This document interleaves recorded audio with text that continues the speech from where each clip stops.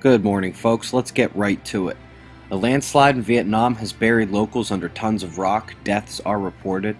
In the capital of Iran, severe weather is flooding residents and damaging crops there. A bit of good news and a great read on Japan's move away from nuclear power. They will do a massive temporary shutdown on May 6th.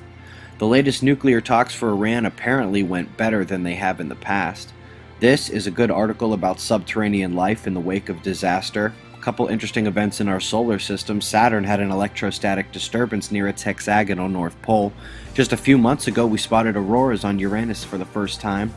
Wacky weather may just be the new norm. We are expecting record highs across the east today, had some in Ohio yesterday.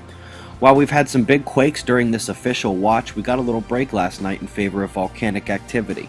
The Popocatépetl volcano in Mexico coughed 7 times last night, and there were more minor tremors at the Nevado del Ruiz volcano in Colombia. An eruption is expected any day now. Also, a giant wave washed sailors off their boats just offshore of California. You may notice that energetic particle bombardment is low, but not completely quiet. You know the Earth footprint is over here by this active region, and if you watch just to the right of it, that little flash, that blip, was right on top of the footprint, and it did accelerate electrons our way. You can see them flexing here. You remember yesterday I said we may have a little Earth-facing eruption here. When we come over to the side and we look from stereo B with the Earth off to the right, you can see that eruption is headed this way. On the endless spiral, you can see the CME is expected to hit Earth in a few days, and just a little FYI, those black and white connective tethers, the interplanetary magnetic field lines, Earth's connection to the Sun is where the footprint is shown earlier. Having a look at some of those active regions on the Sun, while this one is big, it's a Zurich class E or F, but magnetically there is very little complexity. The blue and the red spots are easily divided into groups, not dangerous, for now.